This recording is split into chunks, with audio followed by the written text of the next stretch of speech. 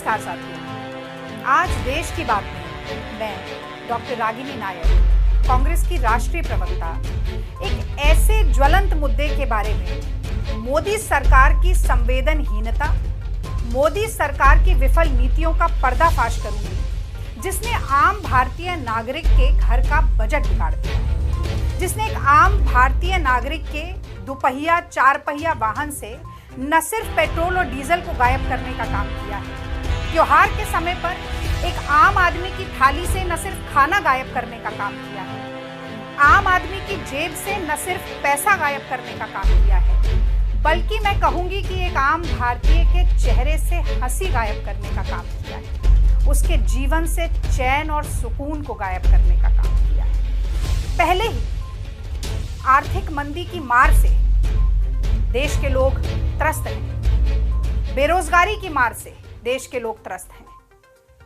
धंधा पानी के बंद होने की मार से, कोरोना की मार से देश के लोग त्रस्त हैं। और अब इस सब के ऊपर जो लगातार मोदी जी महंगाई का वार करते जा रहे हैं, मैं समझती हूं कि वो जले पर नमक छिड़कने के समान है। तो आज अपनी बात की शुरुआत महंगाई के मुद्दे पर मैं कुछ पंक्तियां गाकर सुनाना चाहती हूं, इसी के साथ करना चाहती हूं। तो सुर ताल पर ध्यान न दें, पर एक गृहिणी की, एक महिला की, एक देश के नागरिक की पीड़ा को, इस भावना को जरूर समझने की कोशिश करें। तो ऐसे अच्छे दिन किसी के भी ना आए, ऐसे अच्छे दिन किसी के भी ना आए, महंगाई आसमां को छूती जाए, पेट्रोल डीजल 100 के पार हो जाए, किसान 27 रुपए दिन के कमाए, किसान 27 रुपए दिन के कमाए, भूखमरी में विश्व गुरु बनते जाएं, एलपीजी अब सपनों में भरवाएं,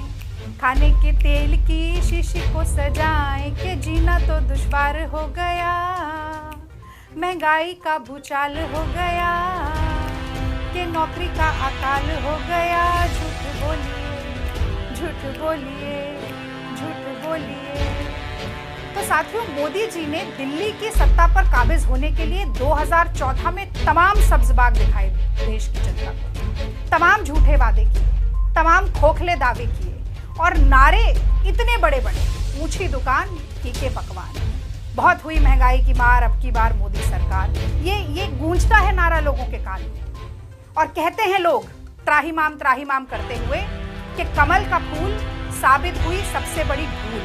और वो क्यों, अब मैं आपको कुछ तथ्यों के साथ बताना चाहूंगी। तो सेंट्रल एक्साइज ड्यूटी जो फ्यूल पे, जो पेट्रोल डीजल पर लगाई जाती है, यूपीए सरकार के दौरान 2012-13 में करीब 10 रुपए प्रति लीटर देश की जनता दे रही थी पेट्रोल पर और 3 रुपए प्रति लीटर दे रही थी डीजल पर। और मोदी सरकार जो महंगाई की मार को खत्म करने का दावा करके सत्ता की कुर्सी पर काबिज हुई, वो ले रही है 33 रुपए प्रति लीटर पेट्रोल पर एक्साइज ड्यूटी और 32 रुपए ले रही है डीजल पर एक्साइज ड्यूटी। तो इस खाई को पाटने के बजाय मोदी सरकार का कोई प्रवक्ता, भाजपा का कोई प्रवक्ता ये कहने को तैयार नहीं है कि हम जनता की मदद करना चाहते हैं, महंगाई को कम करना चाहते हैं। बहुत सारे नेताओं ने आकर कहा कि 95% जनता तो पेट्रोल डीजल का इस्तेमाल ही नहीं करती।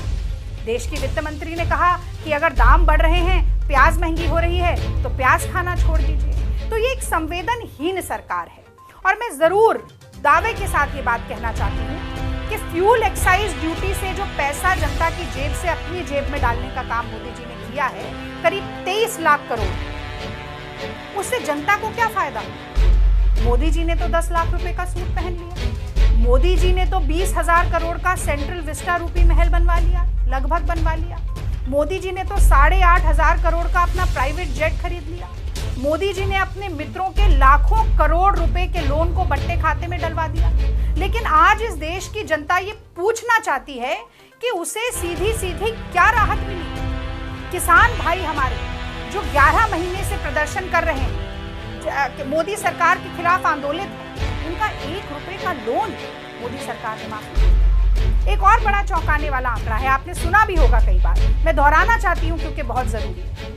जब $130 प्रति बैरल की कीमत थी क्रूड ऑयल की इंटरनेशनल मार्केट, यूपीए की सरकार थी तब, 2012-13 की बात है। मैं दिल्ली वाली हूँ, तब दिल्ली में 70 से 72 रुपए प्रति लीटर पेट्रोल खरीदा जाता था और आज वही क्रूड ऑयल का दाम इंटरनेशनल मार्केट में $77-78 प्रति बैरल हो गया है। लेकिन फिर भी मोदी सरकार देश की जनता को 108-110 रुपए प्रति लीटर पेट्रोल खरीदने पर मजबूर कर रही है और वो इसलिए क्योंकि अर्थव्यवस्था का बंटा थार हो चुका है।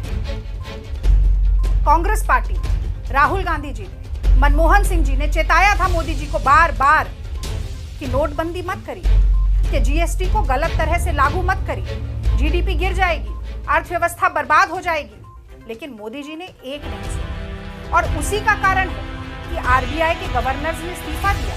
उसी का कारण है कि 45 साल में सबसे ज्यादा बेरोजगारी हमारे देश में हुई और कोरोना का रोना रोने से काम नहीं चलेगा, क्योंकि ये प्री कोरोना टाइम्स की रिपोर्ट है, यानी कि कोरोना के आने से पहले ही ये सब हो चुका था।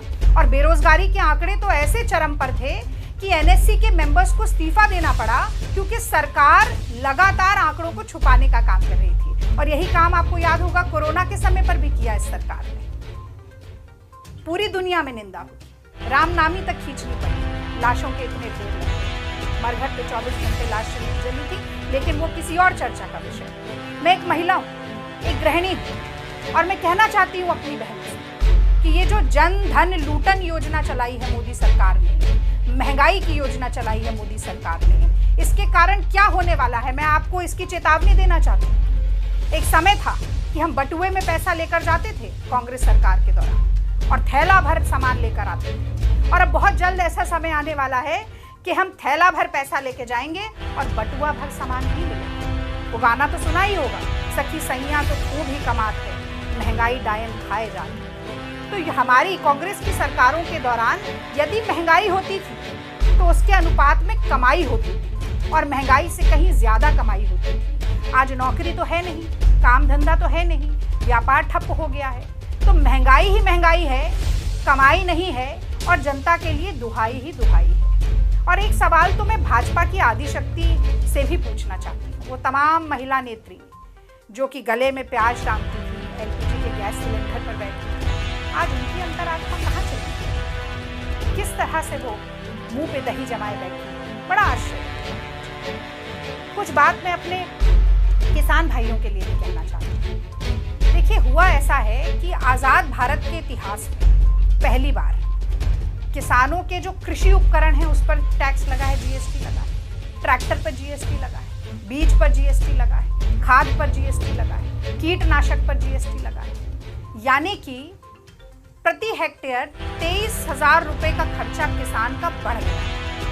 और सिचुएशन असेसमेंट सर्वे कहता है कि औसतन एक किसान हमारे देश में 27 रुपया रोज का कमा रहा है। ये हाल है। और जब डीजल का दाम बढ़ता है तो सिर्फ डीजल और पेट्रोल महंगे नहीं हो जाते, धुलाई महंगी हो जाती है, सीधे सीधे खाने की जरूरतमंद चीजें महंगी हो जाती हैं। सरसों का तेल 200 रुपये लीटर बिक रहा है और किसानों की जब फसल नहीं बिकती है, सरकारें खरीदती नहीं हैं, उनको एमएसपी नहीं मिलता है, ढुलाई का दाम ज्यादा हो जाता है, जो 27 रुपया रोज किसान कमा रहा है, उसके लिए कमर तोड़ महंगाई नहीं है, पेट पे लात मारने वाली। और एक ऐसी सरकार, संवेदनहीन सरकार जो किसानों की नस्ल और फसल दोनों बर्बाद करने में लगी है, वो कहती है कि हम 500 रुपया रोज एक स्कीम, महीने का 500 रुपया एक स्कीम के तहत पहुंचा देते हैं। तो मुझे लगता है कि ये कुछ इस तरह से उपमा दी जा सकती है कि एक पॉकेट मार ने जेब काट ली और फिर दया दिखा के कहने लगा कि ये 10 रुपया रख लो, घर चले जाना बस की टिकट लेकर। ये हालत है, इतनी संवेदनहीन सरकार। तो मैं अंत में सारी बातों का लब्बो लुबाद ये कहना चाहती हूँ कि महंगाई रोज के दैनंदिन जीवन में परेशानी का बहुत बड़ा सबब है। मोदी सरकार को, मोदी जी को, मोदी जी के मंत्री संतरियों को, मोदी जी के नेताओं को, भाजपा के प्रवक्ताओं को ये बात समझ में नहीं आती, क्योंकि जनता की पीड़ा से उनका कोई लेना देना नहीं। अपने मन की बात बहुत आसान है कहना, पर भारत के राष्ट्रगान में भी जन गण मन, यानी सबसे पहले जन आता है। जनतंत्र का पूरा तंत्र, पूरा महकमा जनता के लिए है, फिर गण आता है और अंत में मन आता है। तो मोदी जी अपने मन की बात थोपना बंद करिए, महंगाई के मुद्दे पर जन की बात सुनना शुरू करिए और अगर इसी तरह महंगाई का वार जनता के ऊपर पड़ता रहा तो मैं चुनौती देकर आपको कहती हूं कि इस बार देश की जनता आपको माफ नहीं करेगी। जय हिंद।